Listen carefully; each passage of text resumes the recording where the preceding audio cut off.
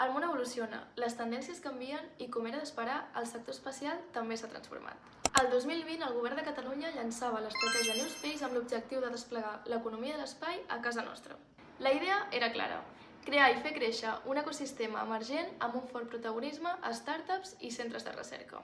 5 anys després, a finals del 2025, ens arribava una nova estratègia, Catalunya Espai 2030, i amb ella un canvi de to.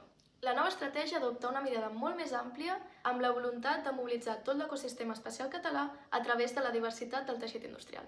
Alhora, la conjuntura geopolítica actual deixa una petjada evident en aquesta nova narrativa, que es nota especialment en el llenguatge i els nous conceptes que s'adopten. Autonomia estratègica, sobirania tecnològica, resiliència, ciberseguretat, defensa i seguretat. I l'aparició del dual use o ús dual com a oportunitat per desenvolupar tecnologies amb ús civil i de defensa. El canvi de perspectiva estratègica és palpable i amb això queden clares diverses coses. El canvi de rumb polític i econòmic amb la nova estratègia, la importància del context social i geopolític actual, evidenciant una vegada més que la ciència i la tecnologia no són alienes al món que ens envolta, l'aparició explícita de l'àmbit de la defensa al discurs actual, un tema per tractar en pròxims vídeos, la veritat, i també els forats que encara queden per cobrir, ja sigui retenir el talent que es forma a Catalunya, l'ambigüitat amb la que es tracta la temàtica de la defensa, se'n parla de forma prou desacomplexada o encara amb certa prudència, o la dificultat per fer que les startups esdevinguin scale-ups. El que està clar és que tot això obre un debat molt més gran sobre quin paper volen jugar tant Catalunya com Europa